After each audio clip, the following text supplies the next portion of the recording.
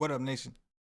Welcome to another edition of the WiseTake NBA DFS Early Look. CK013 here. You can find me on Twitter at CK_013. And I, of course, am from the WiseTake Nation, which you can find on all the social media platforms listed below or directly at wisetake.com. We are a premium DFS content provider as well as a DFS community design to help make you a better DFS player. Had a pretty good night for the nation. I know Paulie's on a little hot streak. He won about 2 G's over the weekend, won another 500 on, I think it was Monday, maybe? And maybe it was maybe it was Sunday. I don't remember. But I think he's having a decent night. For me, just needed 3 more points from Thaddeus Young, of all people. Thaddeus Young. He gave it all he got, man. He came in there in the 4th, which I don't even think he would, but Wendell Carter got into foul trouble. He came in. He tried, man. Picked up an offensive foul, which sucked, and then he missed 2 shots, but he tried to get me the 3 points. So shout out to Thad Young. Shout out to him. Shout out to the nation, though, man. Building some momentum. We're feeling good. If you're new to the channel, welcome. Please subscribe, hit the notifications bell so you're notified whenever we go live. Make sure you hit the like button as well. Likes really help us out, allow us to continue to do what we do and provide free content on all the platforms we are on. We're on quite a few platforms. And don't forget to check us out at WiseTake.com. If you're looking to take your DFS game to the next level, we are a premium DFS content provider as well as a DFS community design. They'll make you a better DFS player. We have projections, cheat sheets, articles, and if you're a monthly member or higher, you get access to our Slack chat. Access, and it's all about a community-based place to help others learn their craft and perfect their craft and interact with others who have also learned things. And exchange things. It's a beautiful, beautiful kumbaya type thing. But it's all about doing the dirty, though. A little different. Our style is dirty. All right. So we've got a 11-game slate. Obviously a lot bigger. And right out the gate, we will go position by position, but right out the gate, I think the team we need to address, at least for the time being, is Cleveland. Yes, Cleveland. I know Cleveland is not a good team. Cleveland is playing Orlando. They just played Orlando. Things weren't all crazy. I understand all that. However, they are extremely thin. No Kevin Love. No Garland. No Kevin Porter. They just lost Dante Exum. It looks like Isaac Okoro is questionable. We'll have to see his status. He may actually be coming back, and they need it. They just don't have the bodies at this point. And so a theme throughout the show, when all else fails, if you don't like something, it seems at this point you could pick a Cleveland guy and just expect minutes, right? Sexton played 39 minutes. I think he could play even more in this situation. Larry Nance played 34 minutes. He could play even more in this situation. Dotson played 29 minutes. That wasn't even a lot. And then Cedi Osman, who nobody played because he was coming off the bench, ended up immediately coming in, getting 38 minutes and went for 43. So Isaac Okoro coming back could have an effect on this. We'll keep an eye on the status. But again, Cleveland just really thin. Now, on to the positions. You've got your typical guys. You got all the spend-ups up top. I think they're all in play. None of them stand out to me a whole ton at the moment. But they're all in play, right? Looking at the mid-tier, don't love the prices. I'm willing to go back to John Wall, but I don't love the prices I see. Shai Gilgeous-Alexander is now 7-3. New Orleans has not been a good team to attack for fantasy purposes. But we know Shai Gilgeous-Alexander's usage this season, his role this season is increased. The minutes have been a little influx, but it really depends on whether the game is close, I think. We did see against Orlando, we got 35 minutes. We'd like him to take more shots. I'm not seeing him be as aggressive as we all would have hoped. But this is a guy that we were paying 8K for, high 7s for all season, and now he's 7-3. So I think he's at least in consideration, and I think he's going to project well, or at least better than he has. Now, on the flip side, ownership-wise, his ownership may not be that high because you do have Colin Sexton, who seems like a cash game play. I know he only went for 29 against this team, but that just seems unlikely because of how many minutes he's going to be playing, and maybe even some should be some increased usage as well. I think you can take shots on a lot of these guys. Again, nobody really standing out to me a ton. I think Sexton at the moment is probably that guy. And in tournament, Shai Gilgeous-Alexander, which is why he's the cover boy, because I like the way that sounded, coming out the gate. I figured a lot of people would use the Cleveland guys. Maybe I'm wrong. I mean, nobody likes to play the Cleveland guys, am I right? Lou Williams. He was in that lineup as well that I had going. He had an opportunity to do it by himself, and he really struggled down the stretch. Very disappointed. Very disappointed. 4,400 though is very cheap. It's back-to-back against Golden State. We'll have to see what happens. Paul George did miss. If he misses again, I could definitely get down on him. And Pat Beverly at 4K. Maybe it's a better spot for Lou Will than we think. Now, Pat Bev did just go nuts against San Antonio. If I'd have had him over Lou, it would have been a whole different situation. But he's going to be guarding Steph Curry. I don't anticipate foul trouble. I try not to think that way. But if that would be the case, we would see Lou Williams play a lot more minutes. We would. Going over. Oh, let's see. Well, going over to shooting guard. Bradley Beal has been awesome. He's been awesome, even with Westbrook. I know that last game was without, but he's been awesome. Van Fleet, we talked about him on the pre-lock show. We talked about Marcus Smart being that was an upgrade to his matchup, and he went out there and did dirties. His team was pathetic and lost. The Raptors looked fucking lost. They looked terrible. But that's neither here nor there. Speaking of which, the Raptors defense has been awful. So maybe Devin Booker at 7'9" is not so bad, right? Maybe we ought to consider that. Jaylen Brown, I'm willing to go back to if Marcus Smart were to miss again. Don't know the status on him. Maybe we'll check. Here's Sexton again. Ton of minutes. You could just play some Knicks guys and not have to worry about injuries. They're just going to play their guys big minutes regardless. Look at Barrett. 42 minutes against the Pacers. 44 minutes against Atlanta. You have to get exposure to Knicks every slate because of the amount of minutes they are playing. You've got to get some. That's the situation. That's what you get with Tom Thibodeau. Detroit had some injuries. We'll have to check the status of those guys. Fournier is questionable. Michael Carter-Williams is out. So keep an eye on the status of Fournier because that could open up some value if he is out also. Clarkson in the Garden, man. 5'2" is expensive, but Clarkson in the Garden, he can light it up. Shooters like to shoot in the Garden. I can get behind that. We did talk about Lou Williams. Cole Anthony also in play. Michael Carter-Williams and Fournier are out. I'd like to work him in. Don't hate the idea of Dotson. Don't hate it. Don't love it either, though, because the price has been increased. And I don't see a ton. Oh, Austin Rivers, man. Let's talk about Austin Rivers. 33 minutes against Atlanta. Is this going to be a thing? It seems like Tibbs is hesitant to play Elfrid Payton a ton. He doesn't seem to really trust Elf all that much. We've seen quickly. Seemed like he was the threat to take that slot. But then he got hurt. They're missing every guard in the world. And there was one game where they just didn't play him. And they played Alec Burks was kind of creeping in on that role. And that's really the problem with Rivers is Burks out again. If Burks is out again, I think we can consider Rivers at 3,600. But they just don't seem to trust Elf. They really don't. Small forwards, the fun guy against Golden State's fine. Tatum's just been a beast. If Smart is out, we can go there and cash again. Brandon Ingram, man, solid. Last two games have been solid. 31 shots against the Pacers. 31 shots. He's getting minutes, man. The Van Gundy man. Tibbs, whose wing was he under? Jeff Van Gundy. Stan Van Gundy. Whose brother is he? Jeff Van Gundy. See the trend. New Orleans guys play big minutes. At least the guys that are good. There's some guys we could discuss, but I'm just trying to find the ones that stand out. Oladipo at 7K. You know, and I probably should have talked about Brogdon. Depot did have a big game against New Orleans. I probably should have talked about Brogdon. Oh, he was 8K. That's why I didn't talk about Brogdon. He's fine, but Depot at 7K is a little better. It's a little bit better. Could deal with that. Seth Curry's found himself a nice little role over there in Philly, man. Found himself a nice little role. Seems to be fitting in just fine. Don't see anything that stands out too much. Things that are okay, right? But it's the early look. We're trying to find things that pop. Talked about a lot of these guys already. Oh, I'm at the same fucking position. Let's go to power forward. Let's go. Right? I looked at that shit. No, I didn't. Did I? Jeremy Grant, 6'9".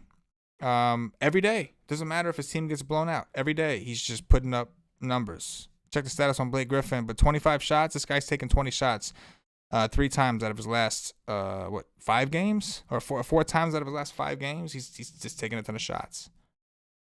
Where is Blake? Oh, he's at the other position. We'll keep it rolling. We'll keep it moving. I think we got Otto Porter today. Basley smashing Basils. Has been phenomenal. The rebounds, or a plus. We like to see those rebounds, although he is going to be up against Zion, Steven Adams, right? It's not the best rebound spot, but he's playing the 4. Minutes a little bit in flux, and you need him to shoot well because they don't give him the minutes they should. He don't take the amount of shots he should. We talked about Chetty Osman, 38 minutes against Orlando. If I'll be more into this if what's his name is out again, just because I think he'll play a ton of minutes. Okoro. If Okoro is in, that could throw a wrench into things in some way. I'll need to at least assess that, consider that, think about that a little bit more. Josh Jackson. We'll check the status of him. I could get down on him if he was in. That's a big if. We don't know. Nick Batum, man, he's got a little resurgent, right? A little resurgent here. He was a big reason why I want to have him in the team. Got a super efficient day. I don't expect that from every day, but he's been a lot better here than he was in Charlotte for the longest time. You can all agree on that. Sadiq Bey, super chalky, 31 minutes against Milwaukee, did nothing. If he goes off, I'll be pissed, but he probably will. And I'm not going to play him a ton because his prices come up, and I'll be pissed. See, Okoro at 4K, I could get down on because he was playing big minutes prior, but he missed a lot of time. It's a sprained foot. So, I mean, if he does play, maybe he does play, but we'll have to see. We need that news. But Cleveland, either way, is thin, right? You lost Exum last time out, so we know they're thin. That we know. Honest. Just goes for 60s every day. That's what he does. Detroit shocked everyone. Kept the game a little closer than I think expected. Don't mind him. Randall, triple-double. We talked about him getting more triple-doubles. 1 away from a triple-double. 2 away from the 1 away against Atlanta, 2 away against the Pacers. Every time, man. Every time. He's playing Utah, who just got destroyed, thrashed by Brooklyn without KD. This is a pretty good spot for Sabonis. I think a fast-paced environment against a team that's not really good against bigs. Sabonis is kind of interesting here, right? He is. Zion also, who is 7-8, right? 35 and 33 minutes last 2 games. Good to see. Grabbing boards. Ingram is definitely hogging a ton of usage, but the rebounds alone for Zion always keep him in play. High percentage shots. His matchup against Basley and them guys. I like Basley, but I don't know. Siakam's really cheap. He's kind of earned it, but he is really cheap. 7.5 against Phoenix. That's a very low price for Siakam. Gordon Hayward at 7.4 is kind of interesting, man. He's had pretty good usage. He's played well. Seems to enjoy playing with the guys that don't have a ton of egos because there's just nobody that's really a star at the moment because LaMelo Ball's a rookie. But against Atlanta, fast-paced environment, get some boards. Go get you some, kid. John Collins is also cheap at 7.2. Larry Nance, though. I know Paulie was high on Larry Nance against Orlando. It didn't work out. But I understand what he was thinking, and I'm willing to go back. This guy's getting a ton of minutes. If you look at what he was doing before that, I'm not saying he was smashed every time. But he put up much more respectable scores. I think Larry Nance is in the cash game conversation for the minutes he's playing alone, even at those prices. Blake the Snake has not looked all that great. Doesn't turn it on every day. Doesn't get the minutes every day. Dealing with rest. Hasn't looked all that impressive. Aaron Gordon, wow, against Cleveland. Same exact spot, too. Maybe he'll have some inflated ownership this time around. Maybe. Another thing, Oladipo, that's right. TJ Warren is out. Just another reason if you needed one. Mr. Boucher, Chris Boucher, getting some run, doing dirties. I'm okay with that. But Bagley, what is up with Bagley? Does anybody know? What is up with Bagley? Tell me in the comments what you think is the problem here with Bagley. Last year, dude went for 40 all the time. Like it was nothing. Looked great. Couldn't stay healthy. This year, he's been healthy. But he's been terrible. Completely terrible. And when he's out there, he looks like not giving, I don't know. Effort don't look great. He's been awful. He really has. You tell me, 5.2 is really cheap. Chicago is terrible against. This is a phenomenal spot for him and Rayshawn Holmes both. Phenomenal spot. And they've just done people so dirty. I'll go back to it because the spot is just too good for me to pass up, though. But I want to hear what y'all think. Are y'all done with him? Are y'all chasing it or what? PJ Washington, 5K against Atlanta. I can get me some of that, too. 27 minutes against Philly because he had 5 fouls. But he had a good game. I could do that. I could do it. Bertans. 31 minutes for Bertans. This is some interesting position, man. Down here, there's some interesting plays down here. We talked about Bagley. I think Bertans is highly in play. Got 31 minutes against Brooklyn. We know he's there to take shots. Took 10 threes. That's upside. That's upside. Yes, it is. What else? Kelly Olynyk slid into the starting lineup against OKC. little smash burger. He's been playing really well this season. Look at that, 29, 29, 28 minutes.